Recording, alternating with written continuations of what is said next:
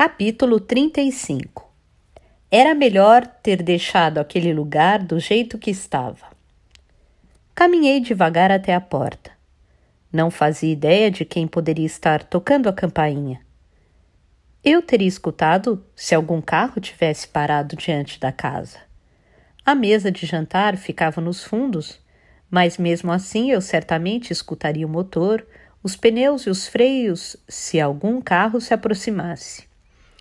Até mesmo os de um Toyota Prius que se orgulha de seu motor híbrido hiper silencioso. E eu não escutara nada. Ninguém subiria ao longo caminho até a minha casa depois do sol se pôr sem um carro. As ruas eram muito escuras, praticamente sem iluminação e desertas. A casa estava isolada, sozinha no alto da montanha, sem vizinhos por perto. Por um momento, achei que pudesse ser o comendador. Mas isso não fazia sentido. Ele não se daria ao trabalho de tocar a campainha, já que era capaz de ir e vir quando quisesse. Sem saber quem era, destranquei a porta do hall e abri. Encontrei Marie Akikawa parada.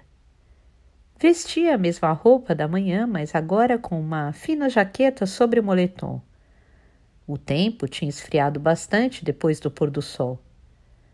Usava um boné de beisebol do Cleveland Indians. Por que será que ela tinha um boné dos Cleveland? E trazia uma lanterna nas mãos. Posso entrar? Perguntou sem dizer boa noite e se desculpar por aparecer subitamente. Pode, claro. Não falei mais nada, pois as gavetas da minha mente ainda não estavam fechando muito bem. O novelo continuava enfiado lá no fundo. Levei-a até a copa. Eu estava jantando. Posso terminar de comer? Ela concordou em silêncio, sem cerimônia, porque isso não faz sentido para ela. Quer um chá? Mais uma vez ela concordou em silêncio.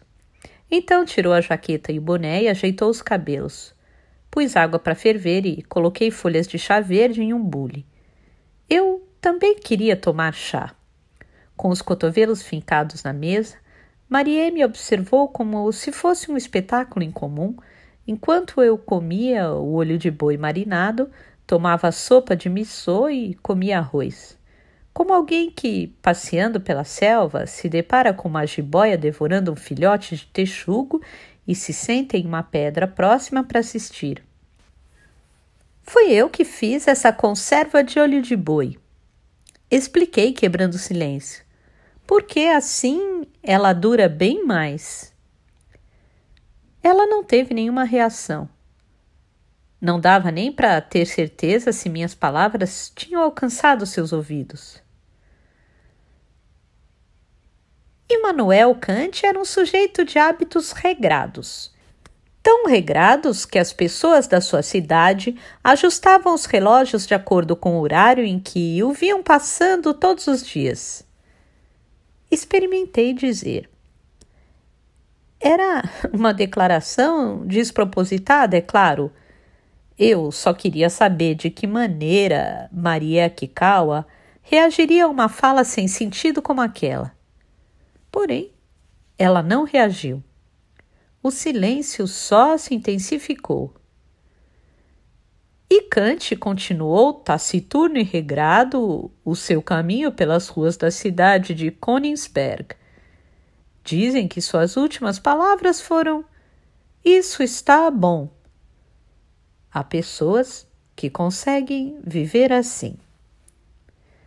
Eu terminei de comer e levei a louça para a pia.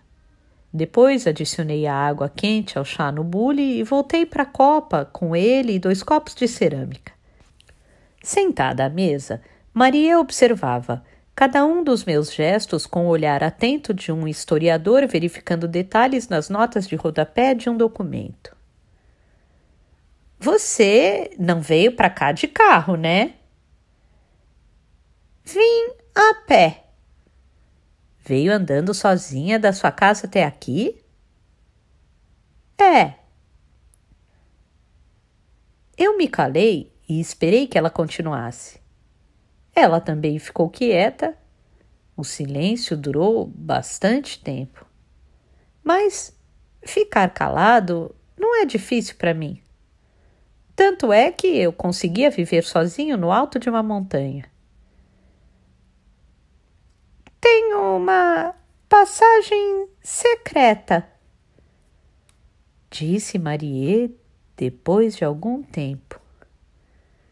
Vindo de carro é longe, mas por esse atalho é pertinho. Mas eu caminho bastante por aqui e nunca vi nenhum atalho.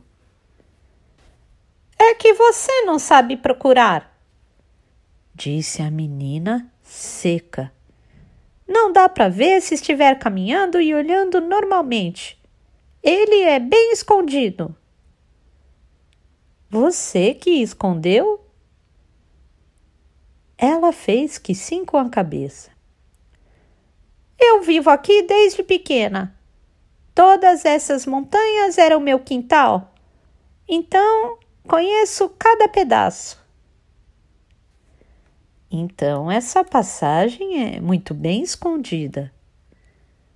Ela fez que sim de novo. E foi por ela que você veio até aqui. Foi. Você já jantou? Agora há pouco. O que comeu? Minha tia não é muito boa na cozinha. Aquilo não respondia à minha pergunta, mas não insisti. Era claro que ela queria mudar de assunto. Provavelmente não queria relembrar o que tinha acabado de comer. Sua tia sabe que você veio até aqui? Marie manteve a boca bem cerrada e não respondeu. Então, resolvi responder eu mesmo. Claro que não. Nenhum adulto responsável deixaria uma menina de 13 anos vagar sozinha pelas montanhas depois do anoitecer, não é? Passamos mais algum tempo em silêncio. Ela nem sequer sabe que essa passagem existe? Marie balançou a cabeça algumas vezes. Sua tia não sabia sobre a passagem. Ninguém mais sabe fora você? Marie sentiu com a cabeça. Bom, seja como for, pela direção onde fica sua casa, depois de sair do seu atalho, você teve que passar por um bosque onde há um velho santuário, não foi? Ela concordou com a cabeça e acrescentou. Conheço esse santuário e sei que outro dia veio um trator e revirou aquela pilha de pedras que ficava atrás dele. Você estava vendo? Não vi a hora que reviraram tudo porque estava na escola, mas vi os rastros. O chão estava coberto de marcas. Por que fizeram isso? É que aconteceram várias coisas. Que tipo de coisas? É uma história muito comprida para explicar desde o começo. E não expliquei nada. Preferia não contar para ela que Menchik estava envolvido na história. Não deviam ter revirado aquele lugar desse jeito. Por que você acha isso? Era melhor ter deixado aquele lugar do jeito que estava, como todo mundo sempre fez. Como todo mundo fez? O santuário estava daquele jeito há muito tempo e ninguém tinha tocado nele até agora. Talvez essa menina tenha razão, pensei. Talvez a gente não devesse ter se metido com aquele lugar. Talvez todo mundo até agora tenha agido assim, Mas era tarde demais para dizer isso. Agora as pedras já tinham sido movidas, o buraco exposto e o comendador libertado. Por acaso foi você quem tirou as tábuas que estavam cobrindo aquele buraco? Você ergueu a tampa, espiou lá dentro, depois fechou de volta e recolocou as pedras que fazem peso em cima, não foi? Maria ergueu a cabeça e me encarou. Como quem pergunta: como você sabe disso? É que a posição das pedras em cima da tampa estava um pouquinho diferente. Eu tenho uma memória visual muito boa. Percebo esse tipo de diferença assim que bato os olhos. Puxa! Mas, quando você abriu, o buraco estava vazio. Não tinha nada. Só a escuridão e o ar úmido, não foi? Tinha uma escada. Você não entrou lá, entrou? Marie balançou a cabeça com força. Como quem diz: imagina se eu faria uma coisa dessas. E então, você veio para cá essa hora da noite por algum motivo? Ou é só uma visita social? Uma visita social? Quer dizer, aconteceu de você estar na vizinhança e aproveitou para dar um oi. Ela pensou um pouco sobre isso, depois balançou de leve a cabeça. Não é uma visita social. Então, que tipo de visita é? Pessoalmente, fico feliz que você venha me visitar, claro, mas se depois sua tia ou seu pai ficarem sabendo, pode virar um mal-entendido complicado. Como assim, mal-entendido? Há toda sorte de mal-entendidos na sociedade, inclusive alguns que ultrapassam em muito nossa imaginação. Se isso acontecer, talvez não deixem mais você posar para o quadro. Para mim, isso seria muito chato. Para você também, não? Minha tia não vai descobrir. Quando termino o jantar, eu vou para o meu quarto e depois disso ela não entra mais lá. Temos esse acordo. Então, ninguém repara se eu sair pela janela. Nunca descobriram até hoje. Você sempre andou pelas montanhas à noite?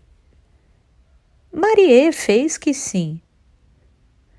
Não tem medo de andar sozinha por aí no escuro? Tem coisas mais assustadoras que isso. Como o quê? Marie encolheu um pouco os ombros e não respondeu. Sua tia pode não ser um problema, mas e o seu pai?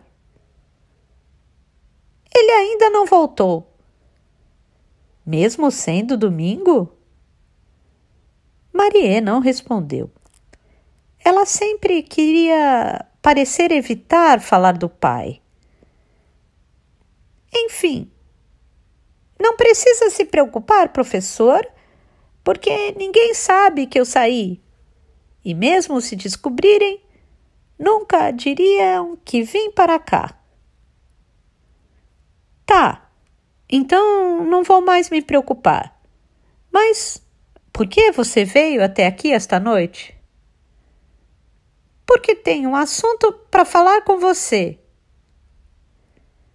Que assunto? Marie pegou o copo, tomou um gole de chá verde bem quente e lançou um olhar atento ao nosso redor, como se verificasse que ninguém mais estava ouvindo a conversa.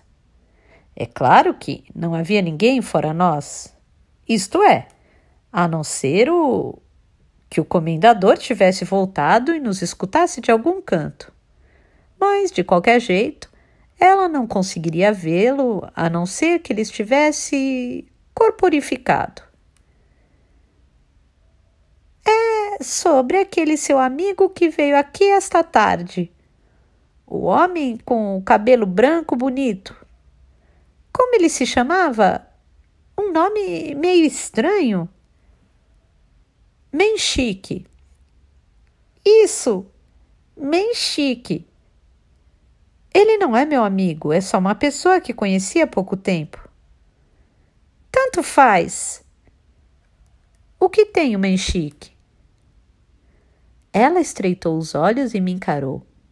Então disse, baixando só um pouquinho a voz: eu acho que ele está escondendo alguma coisa em seu coração. Que tipo de coisa? Isso eu não sei, mas acho que na verdade não foi uma coincidência ele vir para cá hoje.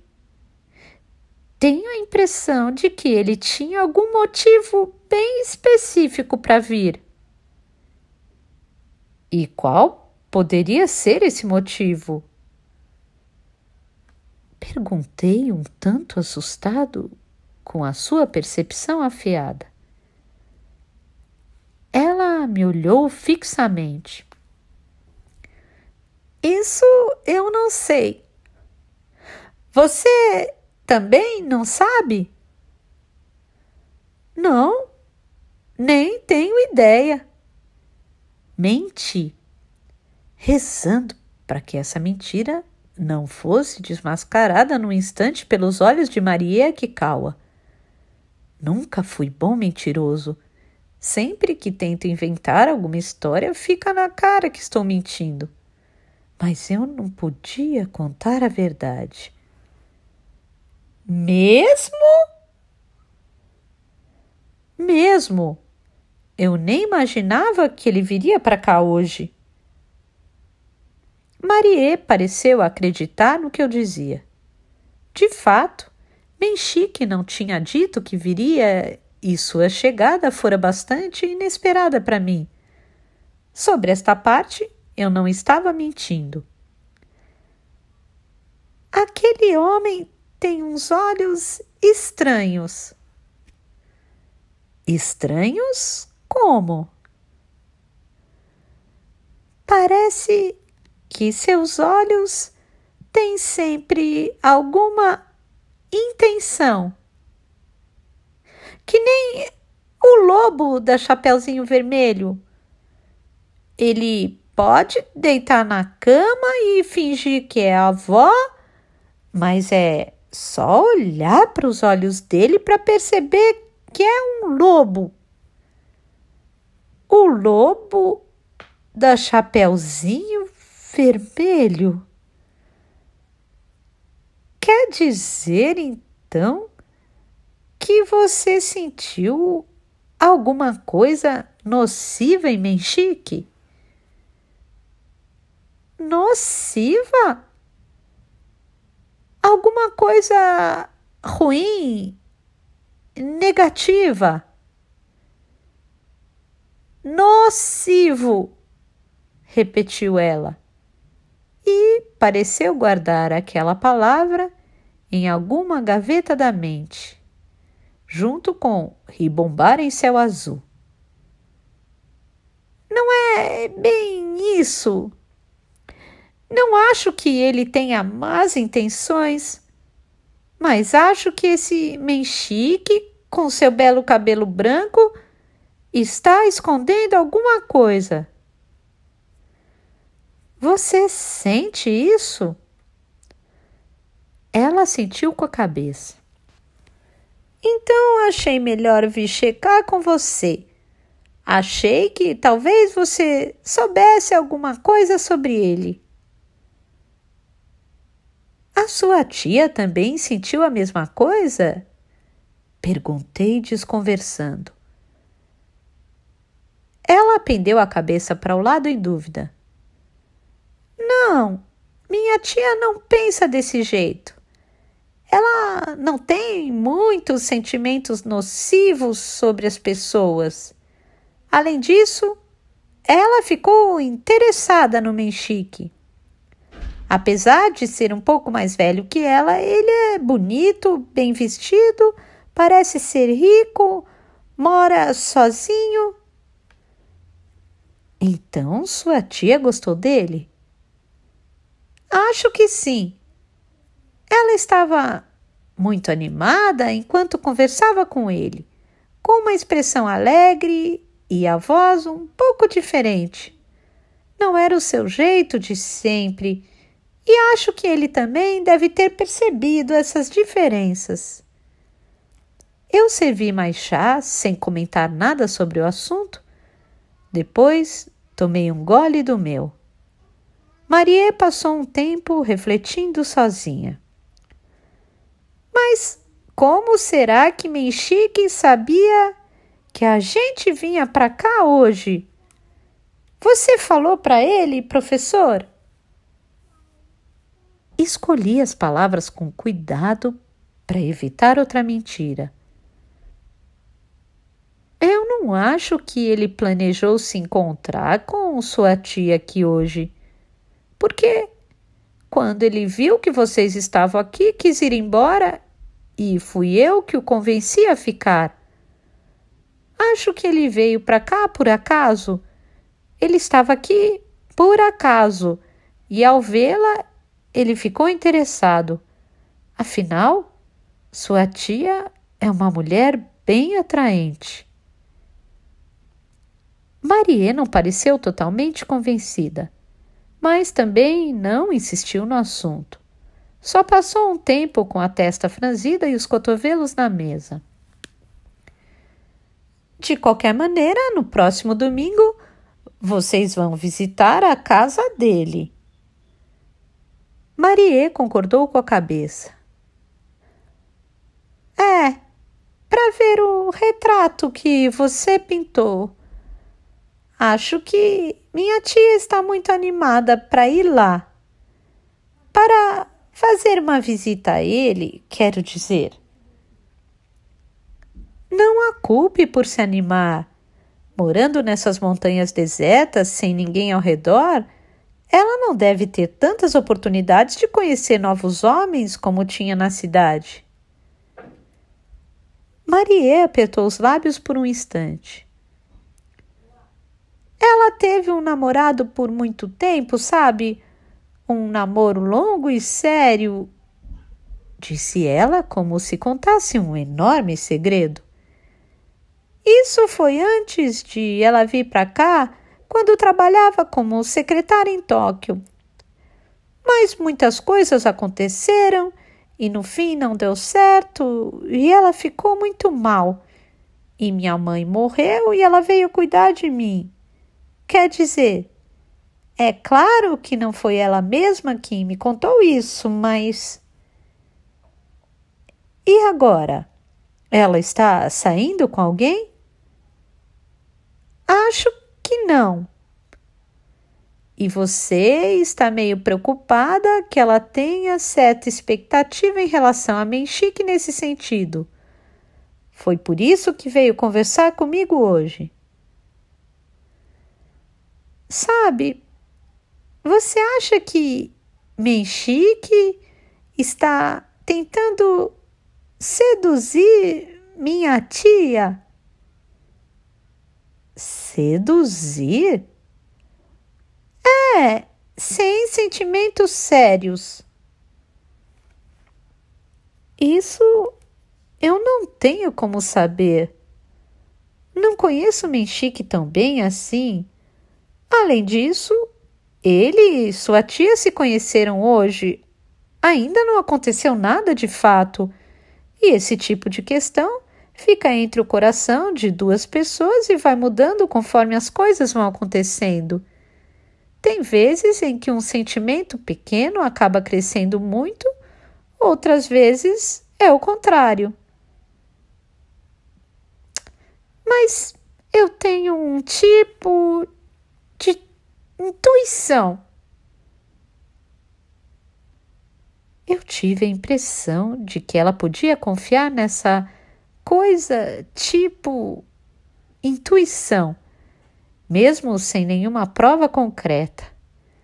Isso também foi um tipo de intuição da minha parte. Mas eu tenho um tipo de intuição. Eu tive a impressão de que ela podia confiar nessa coisa tipo intuição, mesmo sem nenhuma prova concreta. Isso também foi um tipo de intuição da minha parte. E por isso você está preocupada que aconteça alguma coisa e sua tia seja magoada mais uma vez. Marie assentiu discretamente. Minha tia não é uma pessoa desconfiada e não está acostumada a se magoar. Quando você fala assim, parece que você é quem cuida dela e não o contrário. Em certo sentido, disse Marie séria. E você está acostumada a ser magoada? Não sei, só que, pelo menos, eu não fico me apaixonando. Mas um dia você vai. Mas agora não. Até meus peitos crescerem um pouco mais. Pode acontecer mais rápido do que você imagina. Marie fez uma expressão desconfiada. Pelo visto, não acreditou em mim. Nesse momento, uma pequena dúvida brotou no meu peito. Será que Menchik não estaria se aproximando de Shoko Akikawa para estabelecer um vínculo com Marie? Menchik me dissera que não dava para saber nada vendo-a somente uma vez por alguns minutos, que ele precisava de mais tempo. Shoko seria uma intermediária importante para que ele pudesse continuar se encontrando com Marie. Mas, para tanto, ele precisava, em maior ou menor grau, tê-la em suas mãos. Isso provavelmente não era uma tarefa difícil para um homem como Menchik.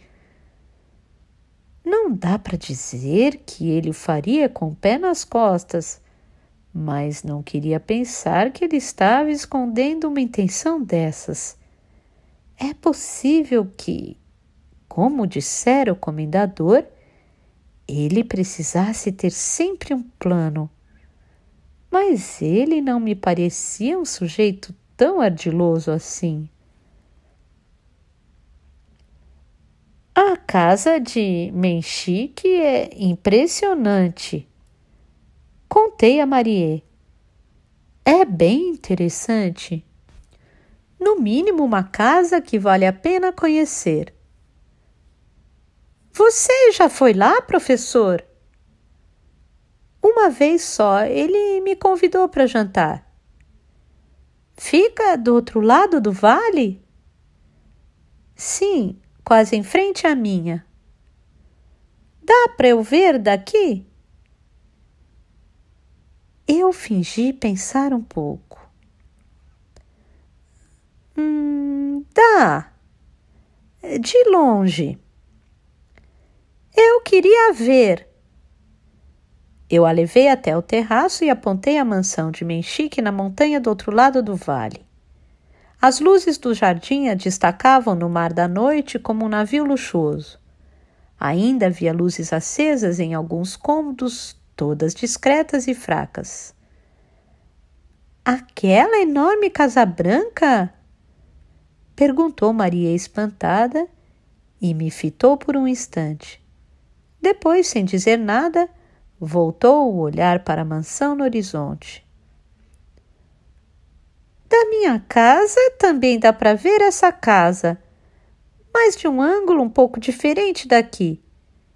Eu sempre quis saber quem morava num lugar desses. Ela se destaca com certeza. Bom, essa é a casa de Menchique. Marie passou muito tempo debruçada sobre o parapeito olhando a casa. Acima do seu telhado piscavam algumas estrelas. Não havia vento, e nuvens pequenas e firmes pairavam no céu. Como nuvens de um cenário presas firmemente por pregos a uma paisagem pintada no compensado. Às vezes, Marie movia a cabeça e seu cabelo preto e muito liso brilhava refletindo o luar. Menchique vive sozinho naquela casa mesmo? Vive sozinho naquela casa enorme. Não é casado? Ele disse que nunca se casou. Com o que ele trabalha? Não sei muito bem, acho que algo relativo à informação, talvez TI. Mas diz que agora não está trabalhando com nada específico. Ele vive do dinheiro que ganhou ao vender sua empresa e de sua cota dos dividendos. Isso é tudo o que eu sei. Ele não trabalha? Perguntou ela de testa franzida. Foi o que ele me falou. Raramente sai de casa. Quem sabe Menchique não estava nos observando com seu binóculo de alta precisão, enquanto conversávamos daquela maneira. O que ele pensaria ao nos ver lado a lado no terraço àquela hora da noite? É melhor você voltar para casa logo. Já está tarde. Deixando de lado o Menchique, eu estou feliz por você pintar meu retrato, professor. Estou muito curiosa para ver como vai ficar. Espero que eu consiga fazer um bom quadro. As palavras dela me comoveram. Quando falava de pintura, ela era capaz de abrir surpreendentemente o coração. Eu acompanhei Marie até a porta de casa. Ela vestiu a jaqueta fina e ajustada ao corpo e enfiou o boné dos Indians bem no fundo da cabeça. Assim, parecia um menininho. Quer que eu te acompanhe por um pedaço? Tudo bem, eu conheço o caminho. Então, até o próximo domingo. Mas ela não foi embora tão rápido. Continuou plantada ali com a mão sobre o batente da porta. Tem uma coisa que ficou na minha cabeça. É sobre o guiso. O guiso? Quando eu estava vindo para cá mais cedo, tive a impressão de ouvir o som de um guiso. Acho que era o mesmo som daquele no seu ateliê. Fiquei sem palavras por um momento. Marie ficou me encarando. Onde você escutou isso? Dentro do bosque. Vim ali do lado de trás do santuário. Eu apurei bem os ouvidos para tentar ouvir na escuridão, mas não ouvi guiso nenhum. Não ouvi qualquer som. Só havia o silêncio da noite. Você não ficou com medo? Ela balançou a cabeça. Se eu deixar para lá, não chego a ter medo. Pode esperar um pouquinho? Falei para Marie e fui até o ateliê com passos rápidos. O guiso que devia estar sobre a prateleira não estava mais lá. Tinha desaparecido em algum canto. Capítulo 36. Não falar absolutamente nada sobre as regras do jogo. Depois de despachar Marie, voltei para o ateliê, acendi todas as luzes e esquadrinhei todos os cantos do cômodo, mas não encontrei o velho guiso em lugar algum. Ele havia desaparecido. Quando será que vi o guiso pela última vez? No domingo anterior, da primeira vez que Marie visitara minha casa, ela o pegou na prateleira e o agitou. Depois o colocou de volta. Eu me lembrava claramente disso. E depois? Será que eu o vira novamente? Não conseguia me recordar. Eu quase não tinha pisado no ateliê durante aquela semana, nem tocara nos pincéis. O quadro, O Homem do Subaru Forester Branco, continuava inacabado, mas eu tinha praticamente abandonado essa obra e ainda não havia começado a pintar o retrato de Marie. Estava no que se pode chamar de entre pinturas, e em algum momento o guiso tinha sumido. Mas Marie tinha escutado seu som ao caminhar pelo bosque à noite. Será que alguém o levara de volta para dentro daquele buraco? Será que eu devia ir até lá e checar se ele estava de fato tocando? Mas a perspectiva de correr sozinho pelo bosque escuro não me atraiu. Eu estava cansado daquele dia repleto de acontecimentos inesperados. Ninguém podia dizer que eu não tinha atingido a minha cota diária de imprevistos. Fui até a cozinha, abri a geladeira, coloquei umas pedras de gelo em um copo e servi o uísque sobre elas. Ainda eram 8:30 da noite. Será que Marie tinha atravessado sem problemas o bosque e a tal passagem e chegado bem em casa?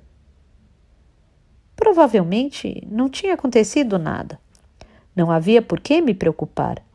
Afinal, nas palavras da própria Marie, desde pequena aquelas montanhas eram seu quintal. Além disso, ela era uma menina muito mais forte do que aparentava. Bebi devagar 2 copos de Scotch, petiscando umas bolachas salgadas. Depois, escovei os dentes e fui dormir. Talvez fosse ser acordado pelo som do guiso durante a madrugada, por volta das 2 da manhã, como das outras vezes. Bom, não tem jeito. Se isso acontecer, eu vejo o que faço, pensei. Mas não aconteceu nada. Pelo menos eu acho que não. Dormi profundamente até as 6 horas da manhã seguinte.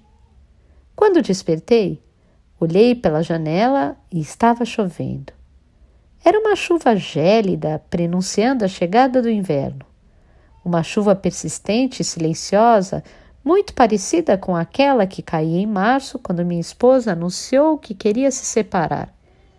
Enquanto ela falava, passei a maior parte do tempo com o rosto voltado para a janela, observando a chuva que caía. Depois de tomar café da manhã, vesti uma capa impermeável e um chapéu de chuva, ambos comprados durante minha viagem em uma loja de esportes em Hakodate, e fui para o bosque. Não levei um guarda-chuva. Contornei o santuário e removi só metade das tábuas que cobriam o buraco. Iluminei cuidadosamente o seu interior com a lanterna, mas ele estava vazio. Não encontrei guiso nem comendador, mas, por via das dúvidas, resolvi usar a escada e descer até o fundo do buraco. Era a primeira vez que eu fazia isso. A cada passo, A escada de metal envergava e rangia de maneira preocupante. Mas lá embaixo não havia nada. Era apenas um buraco deserto. Formava um círculo preciso que à primeira vista parecia um poço, mas seu diâmetro era grande demais para um. Não havia por que escavar uma circunferência tão larga se o objetivo fosse apenas obter água. E as paredes de pedra ao redor eram construídas de maneira precisa demais, exatamente como o supervisor da equipe de paisagem havia dito. Passei algum tempo parado ali, perdido em pensamentos. Não me senti enclausurado. Podia ver um pedaço do céu acima da minha cabeça. Apaguei a lanterna, me apoiei na parede úmida de pedra e fiquei de olhos fechados ouvindo o som irregular das gotas de chuva. Nem eu sei dizer exatamente sobre o que estava pensando, mas estava refletindo sobre alguma coisa. Um pensamento se ligava a outro, que depois se conectava a mais um. Mas não sei bem como explicar. Tive uma sensação vaga e estranha enquanto estava ali. Como dizer? Era como se eu tivesse sido engolfado por completo pela própria ação de pensar, se é que faz sentido. Assim como eu tenho meus pensamentos, vivo e me movo, esse buraco tem seus pensamentos, vive e se move. Ele respira, se expande e contrai. Foi isso o que eu senti. E naquela escuridão, as raízes dos meus pensamentos e dos pensamentos dele se emaranhavam e misturavam suas seivas. A linha divisória entre mim e o outro ficava cada vez mais turva e difícil de identificar, como as tintas na minha paleta, as bordas se mesclando. A certa altura, fui assaltado pela sensação de que as paredes se fechavam ao meu redor. Meu coração expandia e contraía no peito com um som seco. Parecia até que eu podia escutar o ruído das válvulas cardíacas se abrindo e fechando.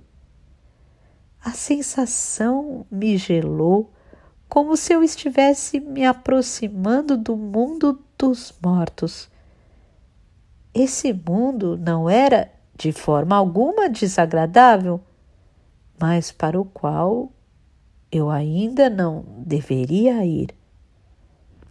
Então, recobrei de súbito a consciência e interrompi o fluxo autômato dos meus pensamentos. Acendi novamente a lanterna e iluminei a minha volta.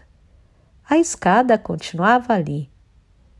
Não seria surpreendente se ela tivesse desaparecido. Ali dentro, tudo podia acontecer. Subi a escada devagar, pisando com atenção em cada degrau. Cheguei à superfície, fiquei os pés no chão molhado e finalmente consegui respirar. Meus batimentos também foram se acalmando aos poucos. Em seguida, espiei mais uma vez para dentro do buraco e iluminei com a lanterna. Ele tinha voltado a ser apenas um buraco comum.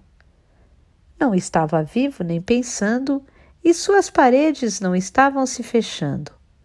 A chuva gelada de novembro molhava silenciosamente o seu interior. Voltei a tampa para o lugar e dispus as pedras sobre ela. Arrumei-as com cuidado na mesma posição em que estavam antes, de forma que eu logo perceberia caso alguém as movesse. Então, recoloquei o chapéu na cabeça e retornei pelo caminho de onde viera. Mas aonde é que o comendador tinha se enfiado. Pensei enquanto caminhava pelo bosque. No fim das contas, já fazia quase 2 semanas que eu não o via. Estranhamente, eu estava triste por ele não ter aparecido em tanto tempo. Ainda que ele fosse uma criatura misteriosa, ainda que falasse de um jeito muito esquisito, que assistisse sem permissão à minha vida sexual, eu tinha começado a sentir algo próximo de simpatia por aquele comendador diminuto de espada na cintura. Espero que não tenha acontecido nada com ele, pensei. Quando voltei para casa, fui direto ao ateliê. Me sentei na velha banqueta de madeira, na qual provavelmente Tomohiko Amada costumava se sentar para trabalhar, e fitei por muito tempo a obra O Assassinato do Comendador pendurada na parede. Quando eu não sabia o que fazer, costumava ficar olhando para esse quadro por horas a fio. Era uma pintura da qual nunca me cansava, não importava com que frequência olhasse. Aquela obra deveria estar exposta em um museu como um exemplo precioso de arte japonesa, mas, na realidade, estava na singela parede de um pequeno ateliê e eu era a única pessoa que a admirava. Antes disso, estivera escondida em um canto do sótão, fora do alcance de qualquer olhar. Esse quadro está se queixando de alguma coisa, como um passarinho engaiolado gritando para sair, dissera Marie. Quanto mais eu olhava para aquela pintura, mais achava que suas palavras tinham acertado em cheio. Era isso mesmo. Ela parecia estar se debatendo desesperada para sair de um lugar enclausurado. Desejava a liberdade e um espaço mais vasto. Quem sabe, era esse desejo intenso que dava força àquele quadro. Ainda que eu não soubesse o que significava concretamente o pássaro ou a gaiola. Naquele dia, eu queria muito desenhar alguma coisa. Podia sentir essa vontade crescendo dentro de mim como a maré da tarde que vai subindo pouco a pouco. Mas era muito cedo para começar o retrato de Maria Kikawa. Preferi esperar até domingo. Também não me animei a trazer o homem do Subaru Forester branco de volta para o cavalete. Naquele quadro estava latente, conforme Maria comentara, alguma força perigosa. Eu já tinha deixado uma tela nova de trama média preparada para o retrato de Marie. Sentei na banqueta diante dela e observei aquele vazio. Mas a imagem que eu deveria pintar ali não aparecia. O vazio continuou sendo só um vazio. O que eu podia desenhar? Depois de pensar por algum tempo, a resposta surgiu em minha mente. Eu me afastei da tela e peguei um grande caderno de rascunhos. Então me sentei no chão do ateliê, apoiei as costas na parede, de pernas cruzadas fui desenhando a câmara de pedra com o lápis. Usei um lápis HB em vez de um 2B que costumava usar. Era um esboço daquele misterioso buraco que surgira sob um montículo de pedra no meio do bosque. Eu trouxe de volta à mente a cena que acabara de ver e a desenhei com a maior precisão possível.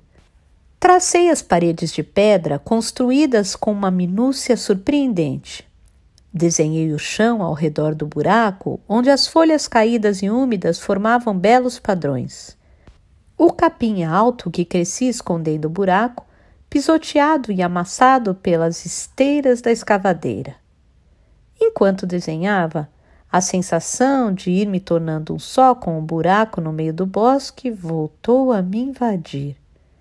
Sem dúvida, o próprio buraco desejava ser retratado, com minúcia e precisão. Obedecendo ao seu desejo, eu movia as mãos quase inconscientemente.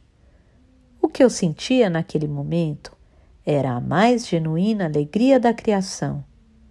Não sei quanto tempo se passou, mas quando percebi as linhas escuras do lápis, cobriam toda a superfície do papel. Fui até a cozinha, tomei vários copos de água gelada, requentei o café e voltei para o ateliê com uma caneca na mão. Apoiei o caderno com a página aberta sobre o cavalete, sentei na banqueta a certa distância e fitei o desenho. Ali estava recriado de forma extremamente real e precisa o buraco redondo do bosque. Ele parecia de fato ter uma vida própria. Na verdade, parecia ainda mais vivo do que o buraco de verdade. Desci da banqueta, me aproximei para olhar o desenho, depois me afastei novamente para ver de outro ângulo. Então, me dei conta de que aquela imagem lembrava o órgão sexual de uma mulher. O capim esmagado pelo trator era igualzinho aos seus pelos pubianos. Balancei a cabeça e não pude conter um sorriso constrangido. Era uma interpretação muito classicamente freudiana. Imaginei algum crítico de arte metido à besta falando sobre as implicações psicológicas. A meu ver, este buraco escuro aberto no chão, que traz à mente uma vagina solitária, deve ser entendido funcionalmente como uma representação simbólica do desejo e das memórias que brotam da esfera inconsciente do artista. Ou algo que o valha. Que coisa idiota! Porém, ainda assim, eu não conseguia desfazer essa conexão entre aquele buraco misterioso no meio do bosque e uma vagina. Então, quando o telefone tocou pouco depois, só de ouvir o toque já suspeitei que era a minha amante. E era. Oi, consegui um tempo livre aqui de repente. O que você acha de eu passar aí agora? Olhei o relógio. Pode vir. Podemos almoçar juntos. Compro alguma coisa simples no caminho, disse ela. Boa ideia. Estou trabalhando desde cedo e não preparei nada. Ela desligou o telefone. Eu fui para o quarto, arrumei a cama, dobrei as roupas largadas pelo chão e as guardei no armário. Lavei a louça do café da manhã e arrumei a pia da cozinha. Depois fui para a sala, coloquei o disco de sempre, O Cavaleiro da Rosa, de Richard Strauss, com regência de Georg Solti, para tocar na vitrola, sentei no sofá e fiquei lendo um livro enquanto esperava minha amante chegar. Pensei, distraído, qual seria o livro que Shoko Akikawa estava lendo. Que tipo de livro ela leria com tanto entusiasmo? Minha amante chegou ao 12:15. Seu mini vermelho parou diante da casa e ela desceu carregando a sacola de papel de mercado. Embora continuasse chovendo silenciosamente, ela não tinha um guarda-chuva. Vestiu uma capa de chuva de plástico amarelo, o capuz sobre a cabeça e caminhou até a porta com passos rápidos. Eu abri a porta, peguei a sacola de compras e a levei para a cozinha. Embaixo da capa de chuva, usava um suéter de gola alta verde claro, sob o qual se via a forma bonita dos seus seios. Não eram tão grandes quanto os de Shoko Akikawa, mas tinham um bom tamanho. Você estava trabalhando desde cedo? Estava, Mas não é nenhuma encomenda. Só fiquei com vontade de desenhar alguma coisa. Aí estava desenhando tranquilamente e o que me veio à mente.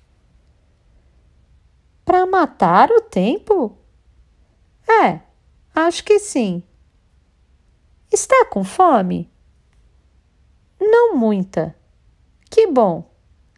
Então, não quer deixar para almoçar depois? Claro, pode ser. Você estava especialmente entusiasmado hoje. Algum motivo especial? Perguntou ela um pouco mais tarde, deitada na cama.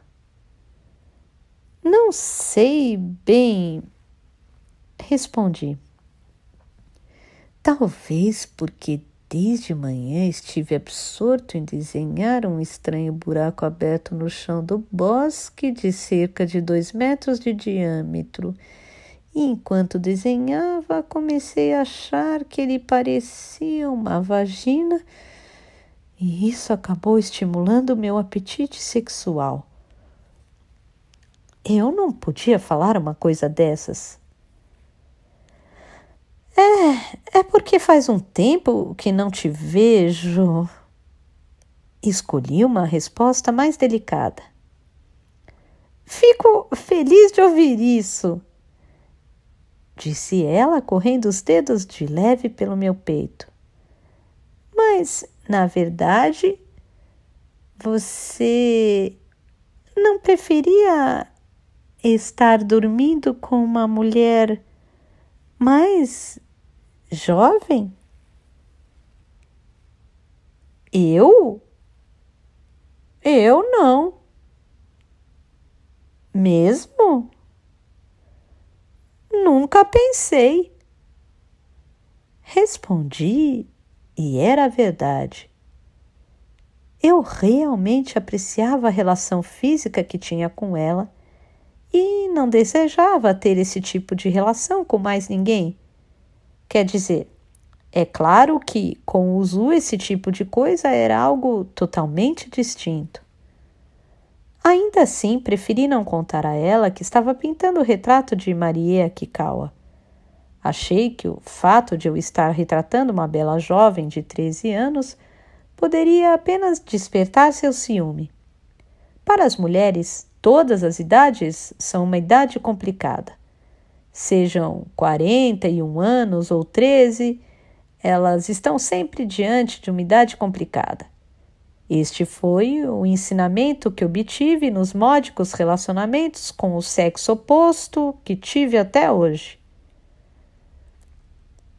Mas você não acha que essas relações entre homens e mulheres são um negócio meio estranho? Estranho em que sentido? Por exemplo, a gente se encontrar desse jeito, faz muito pouco tempo que nos conhecemos, mas nos deitamos juntos assim, completamente nus, muito vulneráveis e sem constrangimento. Pensando bem, não é estranho? Talvez seja. Pensa assim, e se isso fosse um jogo? Mesmo que não seja puramente um jogo, pense como se fosse. Senão, fica difícil explicar o que eu quero. Tá, vou tentar.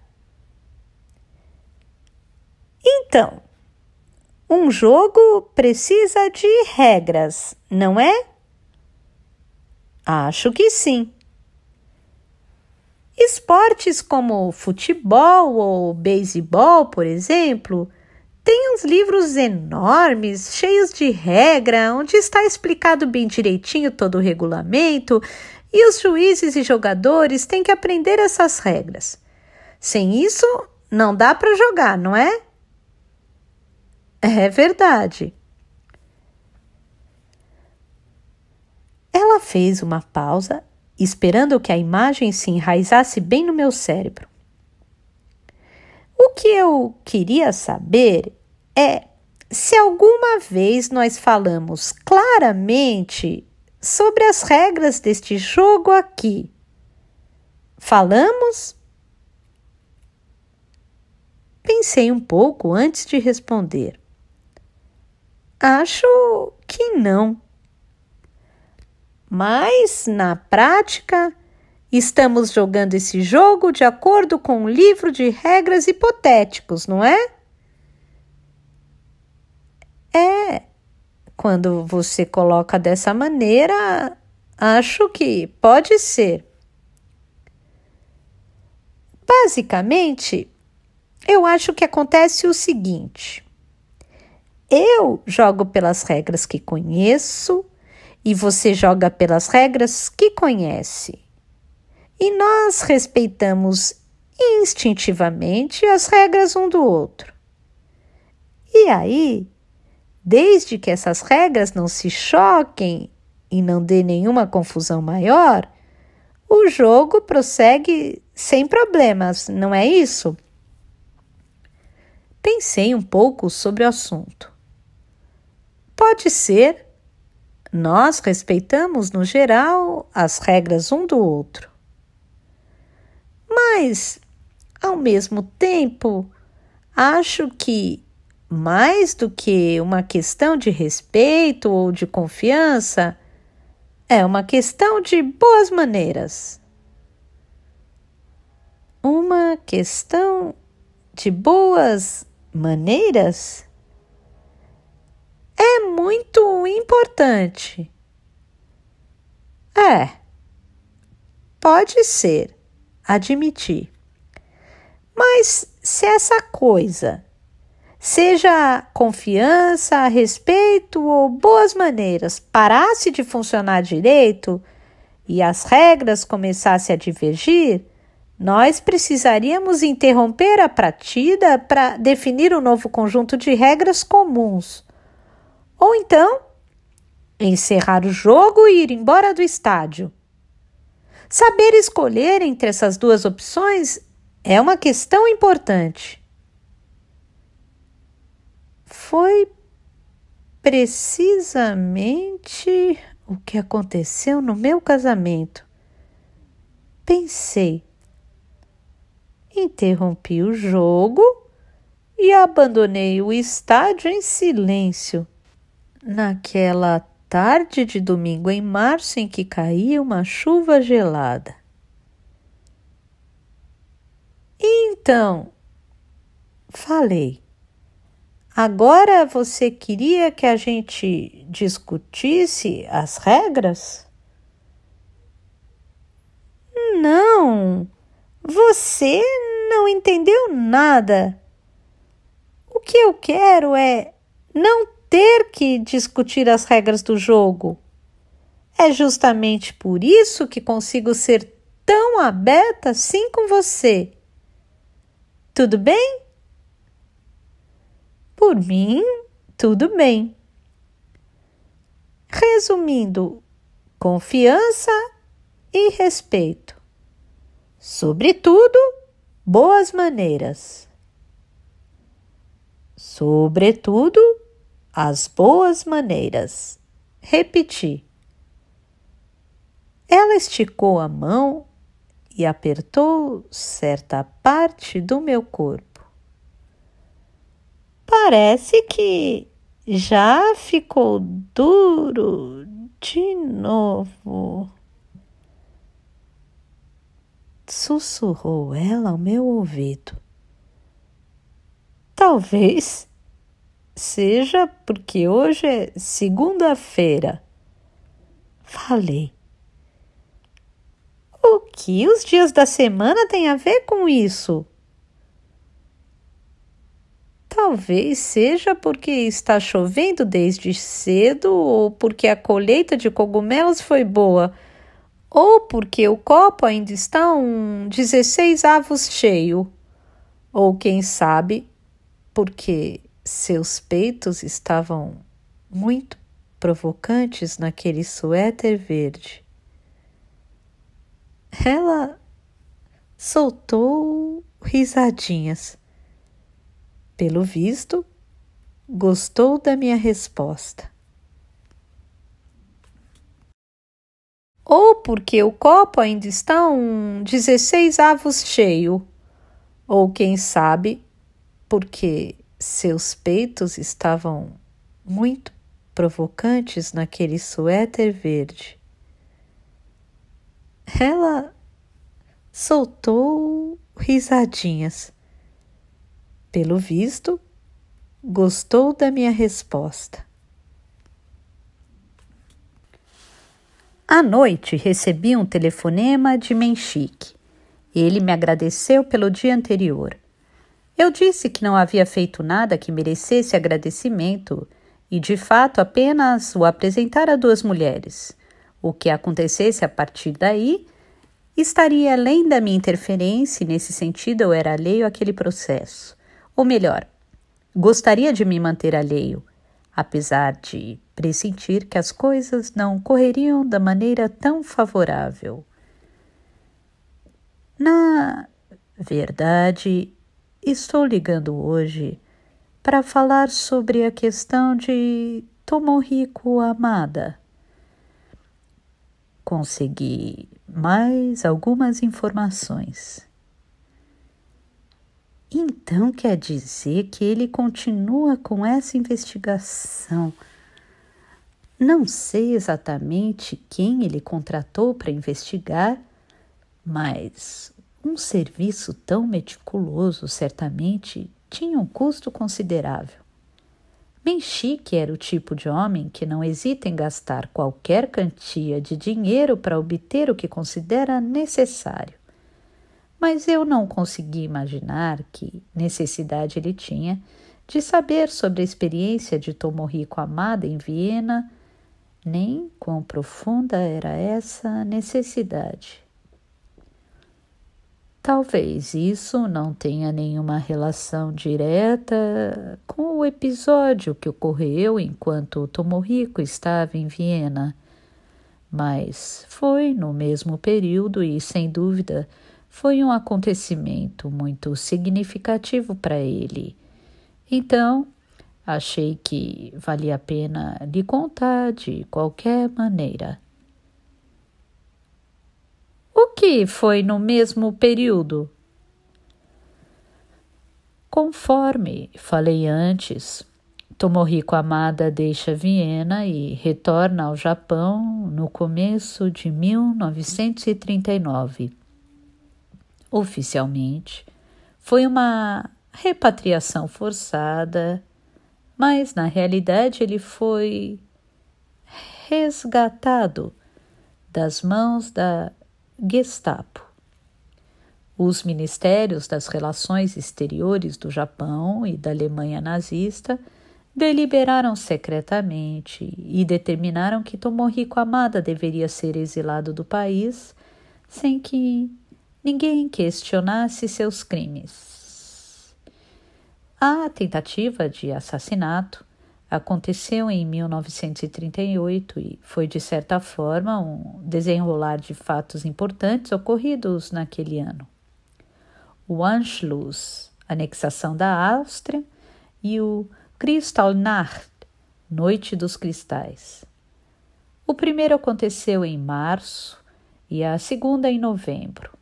Esses dois eventos explicitaram, para quem quisesse ver, as intenções violentas de Adolf Hitler. E a Áustria foi incorporada nesse aparato violento de maneira tão entranhada que se viu em um beco sem saída. Movimentos clandestinos, formados principalmente por estudantes, surgiram com a intenção de interromper de alguma forma esse processo. E, no mesmo ano, Tomohiko Hamada foi preso por seu envolvimento em uma conspiração de assassinato. Entendeu o contexto? De modo geral, sim. Você gosta de história? Não sou especialista, mas gosto de ler sobre o assunto. Na história do Japão, também houve muitos incidentes importantes nesse período. Incidentes fatais que nos colocaram em um rumo sem volta em direção à catástrofe.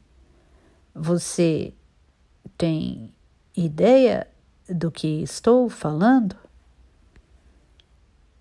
Espanei a poeira dos meus conhecimentos históricos, largado por muitos anos em um canto do meu cérebro. O que tinha acontecido em 38, ou seja, no ano 13 da era Showa. Na Europa, a Guerra Civil Espanhola se acirrava. Também foi nessa época que a Legião Condor alemã bombardeou Guernica. E no Japão, o incidente da ponte Marco Polo foi nesse ano. Isso foi no ano anterior. O incidente da ponte Marco Polo acontece em 7 de julho de 37 e se torna o estupim para a Guerra Sino-Japonesa. Então, como consequência, em dezembro de 1938, acontece uma coisa importante. O que aconteceu em dezembro daquele ano?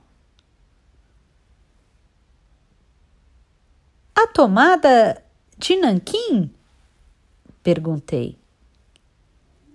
Isso mesmo, o chamado Massacre de Nanquim.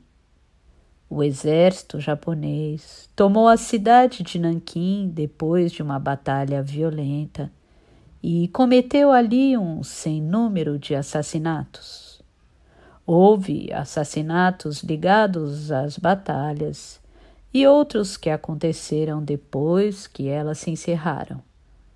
O exército não tinha como administrar prisioneiros de guerra, então acabou matando a maior parte dos soldados e civis que se renderam. O número preciso de vítimas é um ponto polêmico, até mesmo entre os historiadores, mas é fato inegável que um número muito grande de civis acabou sendo envolvido na guerra e assassinado. Há quem diga que foram 400 mil chineses mortos e há quem diga que foram 100 mil. Mas qual é a diferença entre 100 e 400 mil mortos?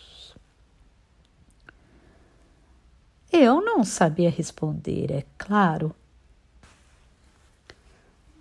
Então, em dezembro, Nanquim foi tomada e muitas pessoas foram assassinadas. Mas isso tem alguma coisa a ver com o que aconteceu com Tomohiko Hamada? É sobre isso que quero falar. Apesar de o pacto anti-Comintern ter sido assinado em novembro de 36, resultando na aliança entre Japão e Alemanha, há uma distância considerável entre Viena e Nanquim e, provavelmente, não chegavam muitas informações detalhadas sobre a guerra sino-japonesa em Viena. Porém, o irmão mais novo de Tomohiko Hamada, Tsuguhiko, participou da Batalha de Nanquim como soldado. Ele foi recrutado e incorporado às tropas de combate.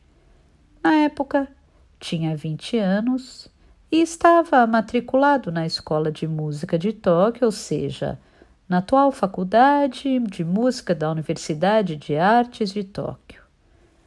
Estudava piano. Isso é estranho. Que eu saiba, nessa época ainda não estavam recrutando estudantes regularmente matriculados. Sim, é verdade. Geralmente o recrutamento dos estudantes matriculados era postergado até que eles se formassem. Eu não sei o que fez com que Tsukuhiko Hamada fosse recrutado e enviado para a China, mas o fato é que ele foi recrutado em junho de 37 e passou os 12 meses seguintes como soldado raso. Tsukuhiko vivia em Tóquio, mas era registrado em Kumamoto. Então foi colocado na 6ª divisão. Há documentos que comprovam esses acontecimentos. Então, depois de receber o treinamento básico, foi enviado para a China e em dezembro participou do ataque a Nanquim. Em junho do ano seguinte, foi desmobilizado e retornou à escola. Eu esperei para ouvir o resto da história.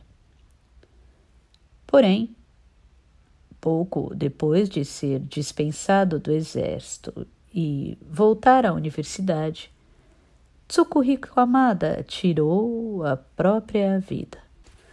Sua família o encontrou no sótão de casa, onde ele havia cortado os pulsos com uma navalha. Foi no final do verão.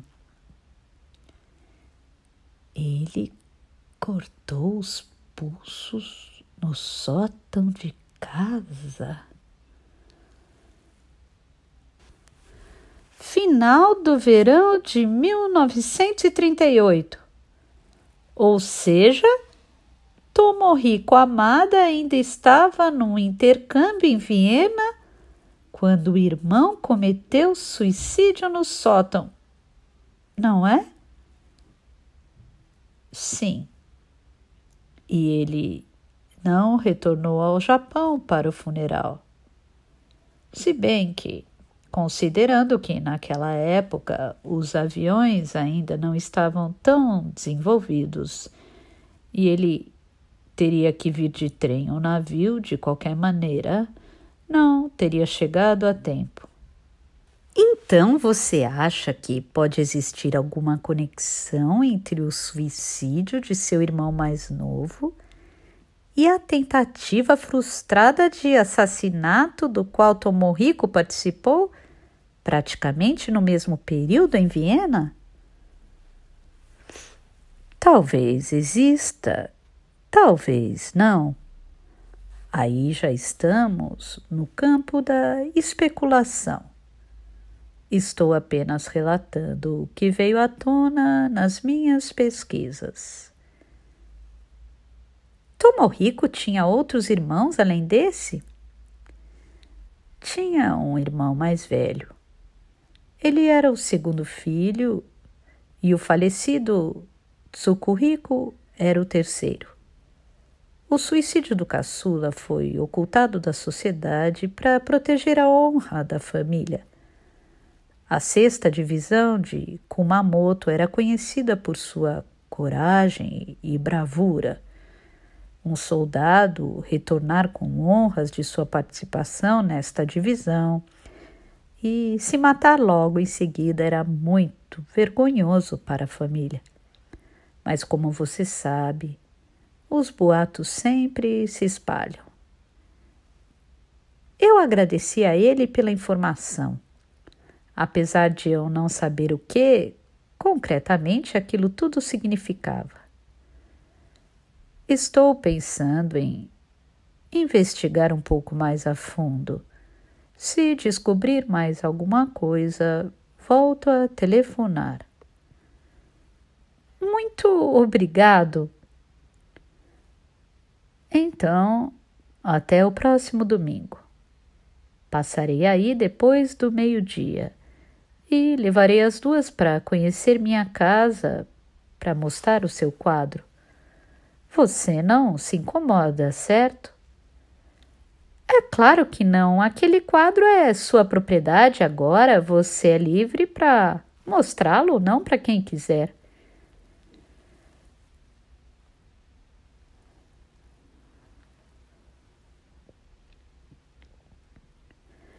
Menchique passou um tempo em silêncio. Parecia estar buscando as palavras mais apropriadas. Por fim, falou num tom resignado. Para falar a verdade, às vezes eu tenho muita inveja de você. Inveja? Eu não entendi o que ele queria dizer. Não podia imaginar o que Menchique poderia invejar em mim. Ele tinha tudo e eu não tinha nada. O que em mim poderia lhe causar inveja? Você não sente inveja de ninguém, sente? Pensei por alguns instantes antes de responder. Realmente, eu nunca senti inveja de ninguém até hoje. É isso o que quero dizer. Mas eu já não tenho mais a Yuzu, pensei. A essa altura, ela já estava em algum lugar nos braços de outro homem. Às vezes, eu chegava a sentir que tinha sido largado sozinho em um canto no fim do mundo.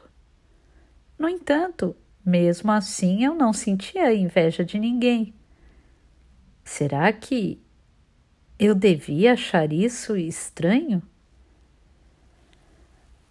Depois de desligar, sentei no sofá e pensei sobre o irmão mais novo de Tomohiko Amada que se suicidara no sótão de casa cortando os pulsos. É claro que isso não poderia ter acontecido na casa onde eu estava. Afinal, Tomohiko só a comprou após a guerra. Seu irmão, Tsuguhiko, se suicidou no sótão da própria casa. Talvez tenha sido na casa da família, em Aso. Ainda assim, o espaço secreto e escuro do sótão conectava a morte do irmão e o quadro. O assassinato do comendador. Talvez fosse apenas uma coincidência. Ou talvez Tomohiko Amada tivesse isso em mente quando decidiu guardar o quadro no sótão daquela casa. Mas, de qualquer maneira, por que Tsukuhiko teria se suicidado logo depois de retornar da guerra?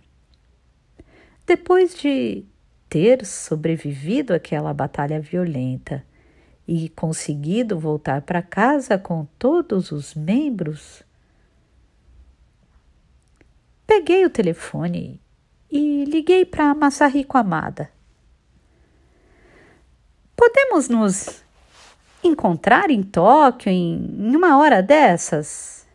Em breve terei que ir à loja de material para comprar tintas e coisas assim. Aí queria aproveitar para conversar com você. Podemos, claro! No fim, combinamos de nos encontrar na quinta-feira e almoçarmos juntos. Você vai naquela loja de sempre em Yotsuya? É, preciso de tecido para tela, além das tintas que estão acabando. Acho que vai ser bastante coisa, então vou de carro. Perto da minha empresa tem um restaurante tranquilo, bom para conversar. Vamos comer lá com calma. Aliás, outro dia Yuzu me mandou os documentos do divórcio e eu assinei e enviei de volta. Então, acho que daqui a pouco seremos oficialmente divorciados. Ah, é, respondeu Massarico um pouco melancólico. Bom, é a vida. Era só uma questão de tempo. Para mim, é uma notícia triste. Eu achava que vocês estavam tão bem. Acho que enquanto as coisas estavam indo bem, estavam realmente ótimas. Que nem um jaguar antigo, enquanto não dá problema, é uma maravilha de dirigir. E o que você vai fazer agora? Não vou fazer nada. Vou continuar assim por um tempo. Não me ocorre mais nada para fazer. Você tem pintado? Tem algumas coisas encaminhadas. Não sei se vão dar certo, mas pelo menos estou pintando. Fico feliz.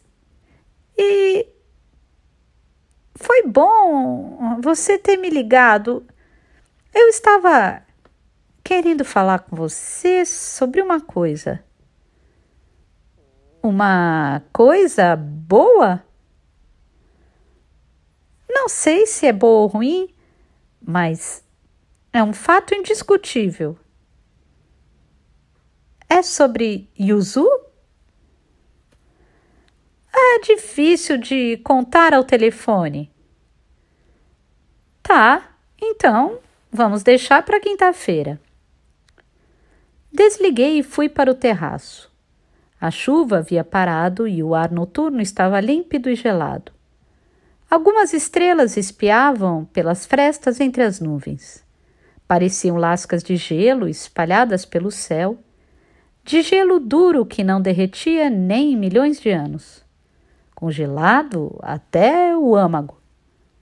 Do outro lado do vale, a casa de Menchique brilhava, iluminada pela luz fria das lâmpadas. Fitando essas luzes, refleti sobre confiança, respeito e boas maneiras. Sobretudo, boas maneiras. Mas é claro que, por mais que pensasse, não cheguei a nenhuma conclusão.